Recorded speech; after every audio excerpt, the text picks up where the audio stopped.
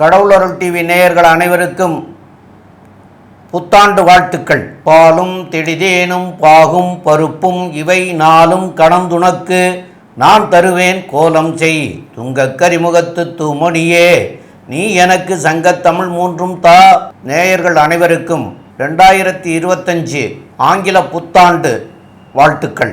சக்தி ஜோதிட குழுவின் சார்பாக அடியேன் டாக்டர் சக்தி சோமையாகிய நானும் டாக்டர் ஆஸ்ட்ரோ கே.எஸ். ஐயங்கார் அவர்களும் டாக்டர் ஹரிஹர சர்மா ஐயா அவர்களும் வந்திருக்கின்றோம் 2025 புத்தாண்டு பலன்கள் பார்ப்பதற்காக. இப்பொழுது 2025ஆம் ஆண்டு பலன்களை பற்றி பார்ப்பதற்காக நாம் வந்திருக்கிறோம்னு முதலே சொல்லிட்டோம். இப்போ இந்த 2025 மெதுவாக செல்லும் கிரகங்கள் எந்தெந்த தேதிகளில் மாறுறார், அதனால் வரக்கூடிய விளைவுகளை பற்றி நம்ம பார்க்க போகிறோம். அப்போ இந்த 2025 கிரக நிலைகள் எப்படி இருக்குது, எந்த நாட்களில் என்னென்ன கிரகங்கள் பெயர்ச்சி ஆகிறது அப்படிங்கிறத பற்றி நம்முடைய டாக்டர் ஹரிஹர சர்மா ஐயா அவங்க விரிவாக சொல்லுவாங்க. அனைவருக்கும் ஹரிஹர சர்மாவின் பணிவான நமஸ்காரங்கள்.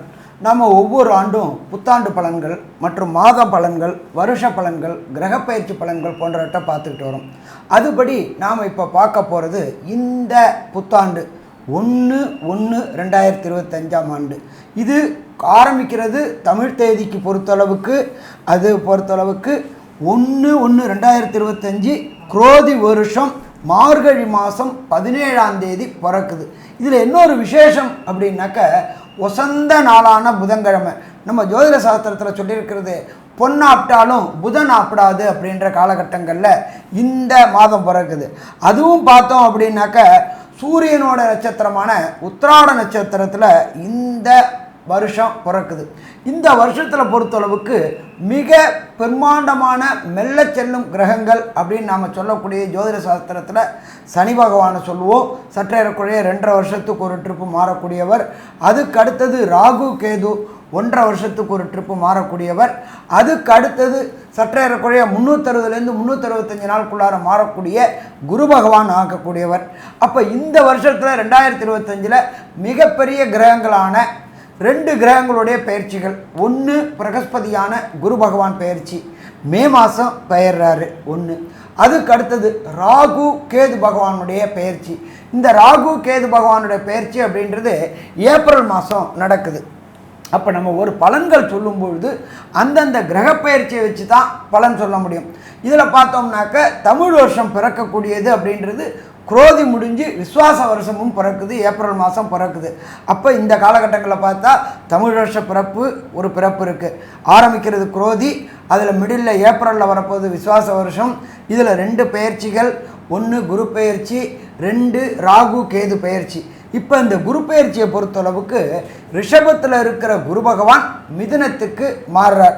மிதுனத்தில் சற்றேறக்குறைய 1 வருஷம் இருப்பார். இந்த 1 வருஷத்தில் குரு பகவானை பொறுத்தளவுக்கு ஒரு சில காலகட்டங்களில் வக்ரகதி அடைகிறார், ஒரு சில காலகட்டங்களில் அதிசார நிலை அடைகிறார். நாம் பேசும்பொழுது அந்த குருவுடைய மிதுனத்தில் குரு என்னென்ன நிலையை அடைவார், மிதுனத்தில் குரு இருக்கிறதுனால ஒவ்வொரு ராசிக்கும் என்னென்ன பலன்கள் கிடைக்க போகுது அப்படின்றதையும் பார்க்க போகிறோம். இதை தவிர நாம் பார்த்தோம்னாக்க ராகு கேது பயிற்சி 4வது மாதம், அதாவது ஏப்ரல் மாதம். இப்போ ராகு இருக்கிறது காலபுருஷ தத்துவத்தின்படி 12ஆம் ராசியான மிதுனத்தில் இருக்கார். அடுத்தது பார்த்தோம்னாக்க கேது பகவானை பொறுத்தளவுக்கு காலபுருஷ தத்துவத்தின்படி 6ஆம் ராசியான கன்னியா ராசியில் கேது இருக்கார். இப்போ இவங்க இடம் மாறுறது எப்போ, ஏப்ரல் மாதம் மாறுறாங்க. இந்த ஏப்ரல் மாதம் மாறும்பொழுது நம்ம எப்பொழுதுமே ஒவ்வொரு வருஷமும் பார்த்துருக்குறோம். கேது அப்படின்னாக்க நுண்கிருமிகளுக்கு அதிபதி அப்படின்றது கேது. அவர் உஷ்ண கிரகமான சூரியனுடைய வீட்டுக்கு மாறக்கூடிய காலகட்டங்கள். நம்ம ஜோதிட சாஸ்திரத்தில் சூரியனை பொறுத்தளவுக்கு கண்ணுக்கு அதிபதி, ஒளிக்கு அதிபதி அப்படின்னு சொல்லுவோம். அங்கே நுண்கிருமிகள் சேரக்கூடிய காலகட்டங்களில் இந்த ஏப்ரல் மாதத்துலேருந்து எல்லா ராசிக்காரங்களுக்குமே கண் தொடர்புடைய நோய்கள் வரக்கூடிய வாய்ப்புகள் உண்டு. ரொம்ப எச்சரிக்கையாக இருக்கணும். நாம் இப்போ இந்த காலகட்டங்களில் பார்த்தோம்னாக்க ஆப்பிரிக்காவில் இந்த கண் நோய்கள் இது மாதிரி வர ஆரம்பிச்சிருக்கு அப்படின்றது தெரிஞ்சிருக்கு. அப்போ ஒளி கிரகமான கண்ணுக்கு உண்டான கிரகமான சூரியனோட வீட்டில் உத்திர நட்சத்திரத்தில் அவர் உள்ளே வராரு. அந்த காலகட்டங்கள் ராகு கேது அப்படின்றது சற்றே இருக்கக்கூடிய 18 மாதங்கள் 1.5 வருஷம் ஒவ்வொரு கட்டத்துலேயும் இருப்பார். அதுபடி பார்த்தா 2 மாதம் ரொம்ப கேர்ஃபுல்லாக இருக்கணும். ஏப்ரல் மே ஜூன் இந்த மாதங்களில் ரொம்ப கேர்ஃபுல்லாக இருக்கணும். கண்ணுக்கு உண்டான பிரச்சனைகள் வரக்கூடிய வாய்ப்புகள் உண்டு, அதனால் எச்சரிக்கையாக இருக்கணும். இதை தவிர ராகு பகவான் வரக்கூடியது கும்பத்துக்கு வரார். ஏற்கனவே அங்கே சனி பகவான் இருக்கார். 2 தீய கிரகங்கள் ஒரே இடத்துல இருக்கிறது அப்படி சிறப்பாக இருக்குமா அப்படின்னா சிறப்பாக இருக்கிறதுக்கான வாய்ப்புகள் கம்மி. அதுவும் காலபுருஷ தத்துவத்தின்படி 11வது ராசி 11 அப்படின்றாக்க நம்மளுடைய ஜோதிட சாஸ்திரத்தில் லாபஸ்தானம் அப்படிம்போம். பொருளாதார ஸ்தானம் 10 11 இருக்கார். அப்போ 10 11 தொடர்பு வரும்பொழுது பொருளாதாரத்தில் சீர்குலைவுகள் ஏற்படக்கூடிய வாய்ப்புகள் உண்டு. இப்போ நம்ம எல்லாமே பேசுகிறது அந்த காலகட்டங்களில் அந்த ராகு கேது பயிற்சி அடைஞ்ச விட்டு. அதே போல் குரு பகவான் அதிசாரம் வாங்கக்கூடிய காலகட்டங்களில் உலக நாடுகளில் போர் வரக்கூடிய வாய்ப்புகள் உண்டு, ஆட்சி மாற்றங்கள் வரக்கூடிய வாய்ப்புகள் உண்டு. அப்போ எல்லாமே இந்த காலகட்டங்களில் இருக்குது. அப்போ இப்படி ஏற்பட்ட ஒரு கடுமையான சூழ்நிலையில் நம்மளுடைய இந்த புத்தாண்டு பிறக்குது. அப்போ இந்த புத்தாண்டு பிறக்கும் பொழுது நம்மளுடைய நாட்டுக்கு என்ன இருக்கும் அப்படின்னாக்கா, நம்மளுடைய நாட்டை பொறுத்தளவுக்கு பொருளாதாரத்தில் முன்னேற்றம், தொடர் முன்னேற்றம் இருக்கும். கவலைப்பட வேண்டிய தேவை கிடையாது. அதனால் அதை பற்றி கவலைப்பட வேண்டாம். ஸோ இந்த பிறக்கக்கூடிய 1/1/2025 அன்னைக்கு கிரக நிலவரத்தை பார்ப்போம். அதுக்கப்புறம் ஒன்று ஒன்றா பார்ப்போம். 1/1/2025 அன்னைக்கு குரு பகவான் வக்ரகதியில் ரிஷபத்தில் இருக்கார். அவர் மாறுறது பிப்ரவரியில் வக்ர நிவர்த்தி அடைகிறார். இதை தவிர பார்த்தோம்னாக்க கர்க்கடகத்தில் செவ்வாய் நீச்ச நிலையில் இருக்கார். 6ஆம் இடமான காலபுருஷ தத்துவத்தின்படி 6ஆம் இடமான கன்னியா ராசியில் கேது இருக்கார். இதை தவிர பார்த்தோம்னாக்க புத பகவானும் சூரிய பகவானும் தனுரில் இருக்கிறார். இதை தவிர சுக்கிர பகவானை பொறுத்தளவுக்கு மகரத்திலையும், ஆட்சி பெற்ற சனி பகவான் இப்போ நம்மளை பொறுத்தளவுக்கு ஜோதிட சாஸ்திரத்தில் நாம் இப்போ எல்லாமே பார்க்குறது வாக்கிய கணிதப்படி தான் பார்க்குறோம், திருக்கணிதப்படி பார்க்கல. வாக்கிய கணிதப்படி ஒரு சில பேர் சொல்கிறாங்க மார்ச் மாதம் சனி பகவான் மாறுறாருன்னு. பட் வாக்கியப்படி கிடையாது. திருக்கணிதத்தைப்படிலையும் ஒரு சில பேர் சொல்கிறாங்க. நம்மளுடைய அடுத்த சனி பயிற்சி அப்படின்றது மார்ச் மாதம் 2026 தான் பெயருது. அதுவரையிலும் சனி பகவான் இருக்கிறது கும்பத்தில் ஆட்சி பெற்று இருக்கார். அதை தவிர இந்த வருஷம் பிறக்கும் பொழுது காலபுருஷ தத்துவத்தின் 12வது ராசியான மீன ராசியில் ராகு பகவான் இருக்கார். கோதண்ட ராகுவாக இருக்கார். இப்படியேற்பட்ட நிலையில் இந்த வருஷம் பிறக்குது. இப்போ இந்த வருஷம் பிறக்கும் பொழுது ஒவ்வொரு ராசிக்கும் என்னென்ன நற்பலன்கள், என்னென்ன கெடுபலன்கள், பரிகாரங்கள் என்னென்ன, எந்த கோயிலுக்கு வழிபட்டால் சிறப்பாக இருக்கும் அப்படின்றத பார்ப்போமா?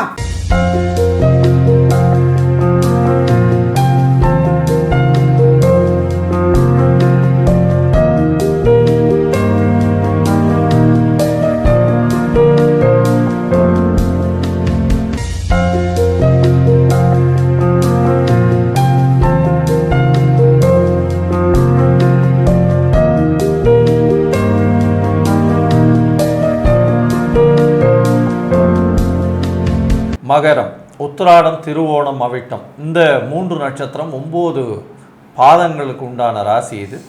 மகர ராசியின் அதிபதினு சொல்லக்கூடியவர் சனி பகவான்.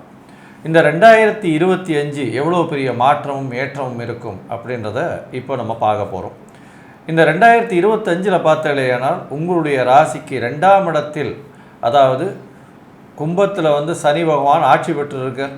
பாத சனி நடக்கிறது. 7.5 சனியில் கடைசி ஒரு 1.5 வருஷம் இருந்து போயின்னு இருக்கு. இந்த காலகட்டத்தில் உங்களுடைய ராசிக்கு 2ஆம் இடத்தில் ராகுவும் சேர்றார். ஏன்னா ராகு உங்களுடைய ராசிக்கு 2ஆம் இடத்துல வர்றதுனால குடும்பத்தில் சில பிரச்சனைகள் வரக்கூடிய வாய்ப்பு, பேச்சில் ரொம்ப ஜாகிரதையாக இருக்கக்கூடிய காலகட்டமாக இருக்க போகிறது. ரொம்ப ஜாகிரதையாக பேசுறது நல்லது. குருவும் உங்களுடைய ராசிக்கு 6ஆம் இடத்துல போகிறார். அதனால் பேச்சில் பார்த்திங்கன்னா சில கலகங்கள் வரக்கூடிய வாய்ப்புகள் நிச்சயமாக உண்டு. உடல் நலத்தில் நல்ல ஒரு ஏற்றம் இருக்கும். ஏன்னா உங்களுடைய ராசிக்கு 3, 12 அதிபதினு சொல்லக்கூடிய 2 மறைவு ஸ்தான அதிபதியான குரு அவரே இன்னொரு மறைவு ஸ்தானத்தில் போய் இருக்கிறதுனால ராஜ யோகத்தை கொடுக்க போகிறார். வேலை செய்பவர்களுக்கு ஒரு பெரிய ஏற்றமும் அதன் மூலியமாக மாற்றமும் பண வரவை அதிகப்படுத்தக்கூடிய காலகட்டமுமாக இந்த காலகட்டம் அமைய போகிறது. உங்களுடைய ராசிக்கு 2ஆம் இடத்தை, அதாவது தனஸ்தானத்தை தனக்காரகன் பார்க்கறதுனால பெரிய மாற்றங்கள் உங்களுடைய வாழ்க்கையில் வரப்போகிறது. தொழிலில் ஒரு பெரிய மாற்றம், அதாவது வேலை செய்யும் இடத்துல உங்களுக்கு ப்ரமோஷன் வரும். ப்ரமோஷன் மூலியமாக அதிக சம்பளமும் அதிக பண வரவும் இருக்கக்கூடிய காலகட்டமாக இருக்கும். இருந்தாலும் உங்களுடைய குடும்பத்தில் சிறு சிறு சர்ச்சைகள் இருக்கக்கூடிய காலகட்டமாகவும் இருக்கும். உங்களுடைய ராசிக்கு பார்த்தோம்னா 12ஆம் இடத்தை குரு பார்க்கறதுனால கணவன் மனைவிக்குள்ளே இருக்கக்கூடிய அந்யோன்யம் நிச்சயமாக நல்லபடியாக இருக்கும். நீங்கள் சொந்த ஊருக்கு போயிட்டு வர, சொந்த கிராமத்துக்கு போயிட்டு வரக்கூடிய வாய்ப்புகள் இந்த வருஷம் உங்களுக்கு கிடைக்க போகிறது. உங்களுடைய ராசிக்கு பார்த்தாலேயானால் 12ஆம் இடத்தை பார்க்கக்கூடிய குரு ஒரு சின்ன பிரயாணத்தை ஏற்படுத்தக்கூடிய வாய்ப்புகளை நிச்சயமாக கொடுப்பார். இதை தவிர பார்த்தாலேயானால் உங்களுடைய ராசிக்கு 10ஆம் இடத்தை தொழில் ஸ்தானத்தையும் குரு பார்க்குறார். குரு தொழில் ஸ்தானத்தை பார்க்குறதும் அவரே முயற்சி ஸ்தானத்தின் அதிபதி அப்படின்றதுனாலையும் உங்களுடைய முயற்சிகள் நிச்சயமாக வெற்றியடையக்கூடிய வாய்ப்புகள் உண்டு. இந்த மகர ராசிக்காரர்கள் அதுவும் இந்த court, justice, uniform services, police services, சட்டம் ஒழுங்கு, அட்வொகேட்ஸு இவாளுக்கெல்லாம் பெரிய மாற்றங்களை ஏற்படுத்தக்கூடிய காலகட்டமாக அமையப்போகிறது. இதை தவிர பார்த்தாலேயானால் இந்த மகர ராசிக்காரர்கள் எண்ணெய், அதாவது எண்ணெய் வித்துக்கள், கருப்பு நிற மண், அது தவிர கருப்பு நிற ஆடை, அது தவிர கார்மெண்ட் இண்டஸ்ட்ரி, மெக்கானிக்கல் இன்ஜினியரிங், அது தவிர ஆயில் பேஸ்டு ப்ராடக்ட்ஸ் விற்கிறவங்க இவங்களுக்கெல்லாம் பார்த்திங்கன்னா பெரிய ஏற்றமும் மாற்றமும் இந்த காலகட்டத்தில் அமைய போகிறது. என்ன இருந்தாலும் சனி பகவான் 2ஆம் இடத்துல இருந்து அதுவும் பேச்சு ஸ்தானமாக இருக்கிறதுனால உங்கள் பேச்சில் ரொம்ப ஜாகிரதையாக இருக்கிறது ரொம்பவும் நல்லது. இந்த காலகட்டத்தில் உங்களுடைய ராசிக்கு கேத்து 8ஆம் இடத்துல போய் இருக்கார். 8ஆம் இடத்துல போய் கேத்து இருக்கிறதன் மூலியமாகும் அவருக்கு சுவர் பார்வை இல்லாமல் சனியின் பார்வை இருக்கிறதுனாலும் என்ன மாற்றங்கள், ஏற்றங்கள், இல்லை இறக்கங்கள் இருக்கக்கூடும் இந்த 2025 அப்படின்றத டாக்டர் ஹரிஹர சர்மா ஐயா கிட்ட கேட்போம். ஐயா நல்லா அற்புதமாக சொன்னீங்க. எப்பொழுதுமே ஒரு துர்கிரகம் இன்னொரு துர்கிரகத்தை பார்க்குறது மிக சிறப்பு. நம்மளுடைய ஜோதிட சாஸ்திரத்தில் இயற்கை அசூபர்கள் அப்படின்றது சனி பகவானை சொல்லுவோம், ராகு, கேது, செவ்வாய் பகவானை சொல்லுவோம். அப்போ கெட்டவர் கெட்டிடுமாம் ராஜயோகம். நல்ல கிரகங்களுக்கு நல்ல பார்வைகளும் தீய கிரகங்களுக்கு தீய கிரகங்களோட பார்வையும் இருக்கிறது சிறப்பு. அப்போ இந்த காலகட்டங்களில் மகர ராசியை சேர்ந்தவங்க மறைந்து வாழக்கூடிய காலகட்டங்கள் ஆகும். அப்போ மறைந்து எப்படின்னாக்க வீட்டை விட்டு வெளியே நெடுந்தூரங்கள் பயணம், அதாகப்பட்டது வெளிநாடு, வெளிமாநிலம் போகக்கூடிய வாய்ப்புகள் உண்டாகும். அதன் மூலியமாக வருமானம் கூடும். உங்களுக்கு இப்போ நடக்கிறது அப்படின்றது பாத சனி. எப்பொழுதுமே 7.5 சனி முழுசுமே கெடுப்பாரா? கண்டிப்பாக முழுசுமே கெடுக்க மாட்டார். கடந்த 5 ஆண்டுகள் கிட்டத்தட்ட 5+1 6 ஆண்டுகள் கெடுத்து முடிச்சிட்டாரு. இனி அவர் போகக்கூடிய பாத சனியாக இருக்கிறதுனால கொடுத்துட்டு போவார். அப்போ என்ன விதமாக கொடுக்கக்கூடியது அப்படின்னாக்க 8 அப்படின்றது மறைவு ஸ்தானம் அப்படின்றோம். மறைவுன்னா அந்நிய மொழி, அந்நிய மதத்தை சேர்ந்தவங்களால உங்களுக்கு உதவிகள் ஏற்படும். அந்த உதவிகள் மூலியமாக நீங்கள் வேண்டிய விரும்பிய தொழில் செய்யறதுக்கு உண்டான முயற்சிகளை எடுத்தால் அது ஜெயமாகும். இதில் ஒரு விசேஷம் என்னன்னாக்க உங்களுடைய ராசியான மகரத்தை பிரகஸ்பதியான குரு பகவான் 9ஆம் பார்வையாக பார்க்குறாரு. எதுவரையிலும் பார்க்குறாரு? மே மாதம் வரையிலும் பார்க்குறாரு. அப்போ மே மாதம் வரையிலும் பெரிய அளவுக்கு பிரச்சனைகளை சால்வ் பண்ணக்கூடிய வாய்ப்புகள் உண்டு. அப்போ அந்நிய தேசங்களுக்கு சென்று அங்கு மேல் படிப்பு படிக்கணும், அங்கே உத்தியோகம் பார்க்கணும், அங்கே தொழில் தொடங்கணும்னு நினைக்கக்கூடிய மகர ராசி என்பவர்களுக்கு வேண்டிய PR, பர்மிட், சிட்டிசன்ஷிப்பு இது மாதிரி எல்லாமே கிடைக்கக்கூடிய காலகட்டங்கள் இந்த 2025. இதை தவிர பார்த்தோம்னாக்க உங்களுடைய 2ஆம் இடத்தில் ஆட்சி பெற்ற சனி பகவான் வாக்குஸ்தானத்தில் சில குழப்பங்கள் ஏற்படக்கூடிய வாய்ப்புகள் உண்டு. நீங்கள் பேசுகிறத மற்றவங்களால தவறுதலாக புரிந்து கொள்ளக்கூடிய வாய்ப்புகள் உண்டு. அதனால் யார்கிட்டையும் ஆர்கியூமெண்ட் வேண்டாம். ஆர்கியூமெண்ட் நமக்கு தான் பாதகமாக முடியும். அன்னெசரி டிபேட்டு, அன்னெசரி ஆர்கியூமெண்ட்டு, வாக்கு கொடுக்கறது எல்லாமே பிரச்சனைகள் கொடுக்கக்கூடிய வாய்ப்புகள் உண்டு. 2ஆம் இடமான தனஸ்தானத்தில் குரு பகவான் சனி பகவான் இருக்கிறதுனால குடுக்கல் வாங்கலில் ரொம்ப எச்சரிக்கையாக இருக்கணும். அதுவும் பார்த்திங்கன்னா இந்த லேலாதேவி செய்கின்ற தொழில் செய்யக்கூடியவங்களுக்கு ரொம்ப எச்சரிக்கையாக இருக்கணும். உங்கள்கிட்ட கொஞ்சம் கொஞ்சமாக பணம் வாங்கிட்டு கரெக்டாக கொடுத்துட்டு அதுக்கப்புறம் பெரிய அமௌண்ட்டாக வாங்கிட்டு ஏமாற்றப்படக்கூடிய வாய்ப்புகளும் இந்த காலகட்டங்களில் மகர ராசி என்பவர்களுக்கு உண்டு. ஆனால் ஏமாற்றம் அப்படின்றது தவிர்க்கணும் அப்படின்னு சொன்னாக்க பணம் கொடுக்கறதையே லேலாதேவி பிஸ்னஸ் செய்யக்கூடியவங்க எச்சரிக்கையாக இருக்கணும்.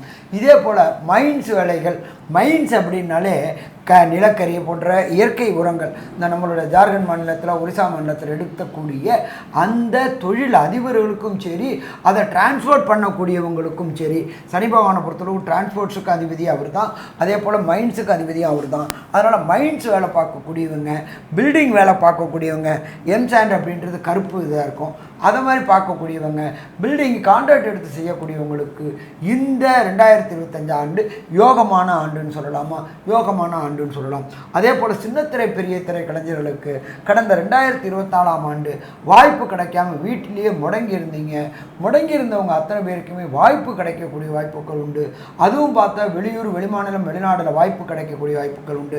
இங்கே இருக்கிற மாதிரி மும்மடங்கு வருமானம் வரக்கூடிய வாய்ப்புகள் உண்டு. கடந்த காலகட்டங்களில் வாங்கின கடன்களை அத்தனையும் அடைக்கக்கூடிய வாய்ப்புகள் உண்டு. கடந்த 6 வருஷமாகவே பொருளாதாரத்தில் அவதிப்பட்டிருந்தவங்களுக்கு எல்லாருக்குமே 5 மாதம் வரையிலும் குருவோடைய பார்வை உங்கள் ராசிக்கும், அதுக்கு அடுத்தது குரு மாறின பிறகு உங்களோட குருவோடைய விசேஷ பார்வையின 9ஆம் பார்வை தனம், வீடு, வாக்குஸ்தானத்தை பார்க்கறதுனாலையும் இந்த ஏற்றங்கள் இருக்கும். இதை தவிர பார்த்தோம் அப்படின்னாக்க நீண்ட நாட்களாக வண்டி வாகனம்னு நினச்சவங்களுக்கு, சைக்கிளில் போனவங்களுக்கு 2 வீலரும், 2 வீலர் போனவங்களுக்கு காரும், காரில் போனவங்களுக்கு லக்ஸரி கார்டும், அதை அப்படி சேடன் கார்கள் என்று வாங்கக்கூடிய வாய்ப்புகள் உண்டு. இதுவரை ஒன்று கொடுத்த நேரத்திலிருந்து கஷ்டப்பட்டிருக்கிறவங்களுக்கு கேட்ட இடத்துல பணம் கிடைக்கக்கூடிய வாய்ப்புகள் உண்டு. பூமி வாங்கி பூமிக்காரர்கள் நல்லா இருக்கிறதுனால வீடு வாங்கக்கூடிய வாய்ப்புகள் உண்டு. அபார்ட்மெண்ட் வாங்கக்கூடிய வாய்ப்புகள் உண்டு. மொத்தத்தில் பார்த்தோம்னா மகர ராசி என்பவர்களுக்கு இந்த ஆண்டு ஏற்றமான ஆண்டாக இருக்குமா, ஏற்றமான ஆண்டாக இருக்கும். ஏன்னா குருவுடைய பார்வைப்படுறதுனால. சரி, ஒரு சில மகர ராசி என்பவர்களுக்கு தசாநாதன், புத்திநாதன், அந்தரநாதன், சூட்சுமநாதன் சரியில்லை அப்படின்னாக்க கொடுக்கக்கூடிய அளவின் தன்மையை குறைக்கக்கூடிய வாய்ப்புகள் உண்டு. அப்படியேற்பட்டவங்க எந்த கோயிலுக்கு போயிட்டு எந்த தெய்வத்தை வழிபடணும் அப்படின்றத டாக்டர் ஐயா சக்தி சோமையா அவங்க விரிவாகவும் விளக்கமாகவும் சொல்லுவாங்க. ரொம்ப அற்புதமாக தெளிவாக சொன்னீங்க ஐயா 2 பேருமே. இப்போது இந்த கும்பராசிக்காரர்கள், மகர ராசிக்காரர்கள் அவனுடைய அதிபதி சனி பகவான். அவரோ உங்களுக்கு 7.5 சனியினுடைய காலமாக கடந்த ஒரு 4.5 வருஷ காலமாக இருக்கார்.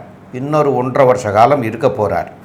அப்போது இன்னொரு 1.25 வருஷம்னு வச்சுக்கிறீங்களேன். இந்த வருஷம் பிறந்ததுலேருந்து 1.25 வருஷம். அப்போ இந்த 1.25 வருஷத்துக்கு இருக்க போகிறார். அப்படிங்கிற போது உங்களுக்கு 7.5 சனி அப்படின்னு சொல்லக்கூடியதில் பாதச்சனியாக இருக்கிறார். இந்த பாதச்சனியாக இருக்கும்போது சில நன்மைகளை இந்த குரு பார்க்க போகிறதுனால் சில நன்மைகளை செய்தாலும் சில தீமைகளை செய்யக்கூடிய வாய்ப்புகள் மிக மிக அதிகம்.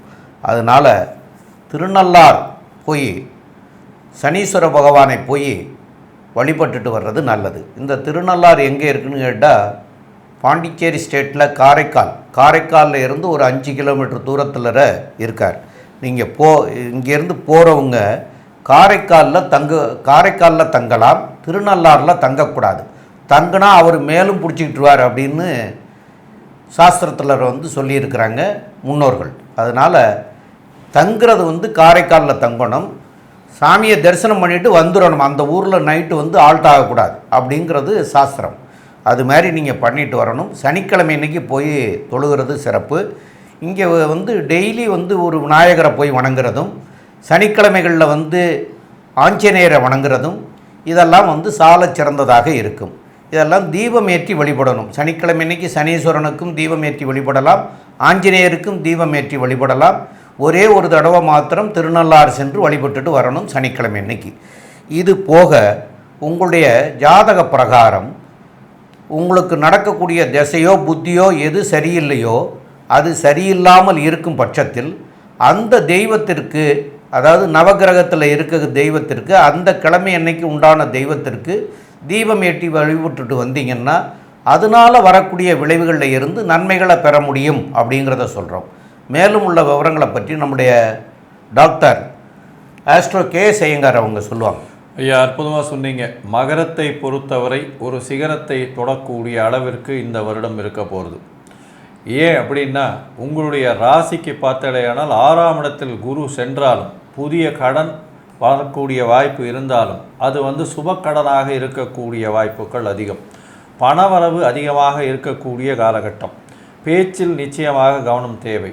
குடும்பத்தில் சிறு சச்சரவுகள் இருக்கக்கூடிய காலகட்டமாக இருக்கும். இருந்தாலும் கணவன் மனைவிக்குள்ள ஒரு நல்ல அந்யோன்யம் இருக்கக்கூடிய காலகட்டமாக அமையப்போகிறது. ராசிக்கு 6ஆம் இடத்தில் இருக்கக்கூடிய குருவின் மூலியமாக போட்டிகளில் வெற்றி பெறக்கூடிய பாக்கியம் நிச்சயமாக இருக்கும். புதிய வேலை மாற்றங்கள் இருக்கக்கூடிய காலகட்டமாக அமையும். உங்களுடைய ராசிக்கு 2ஆம் இடத்தில் இருக்கக்கூடிய சனி பாத சனியாக இருக்கிறதுனால பேச்சில் ரொம்ப கவனமாக இருங்கோ. ராகுவும் சேர்ந்து அங்கே வர, இதன் மூலியமாக பேச்சில் ரொம்ப கவனமாக இருக்கிறது நல்லது. இந்த காலகட்டத்தில் பேச்சில் அதிகமாக பேசக்கூடிய வாய்ப்புகள் மிகவும் அதிகமாக இருக்கும். மிகவும் எச்சரிக்கையாக இருக்கிறது நல்லது. பண வரவிற்கு தடங்கள் இல்லை, பொருள் வரவிற்கு தடங்கள் இல்லை. படிக்கக்கூடிய மாணவ மாணவியர்களுக்கு நல்ல ஒரு ஏற்றம் கிடைக்கக்கூடிய காலகட்டம். வெளிநாடு வெளியூர் சென்று படிக்கக்கூடிய பாக்கியம் நிச்சயமாக வரும். மொத்தத்தில் பார்த்தீர்களேயானால் இந்த மகர ராசிக்காரர்களுக்கு நல்ல ஒரு ஏற்றமான காலகட்டமாக அமையும். இது ஒரு சிகரமான வருஷமாக இந்த 2025 அமையும் அப்படின்னு சக்தி ஜோதிட குழு சொல்லுது. நன்றி, நமஸ்காரம். கடவுள் அருள் டிவியை பார்த்தமைக்கு நன்றிகள். மேலும் இது போன்ற தகவல்களை தெரிந்து கொள்ள கடவுள் அருள் டிவியை சப்ஸ்கிரைப் செய்யுங்கள். மறக்காமல் பெல் ஐக்கானை கிளிக் செய்யுங்கள்.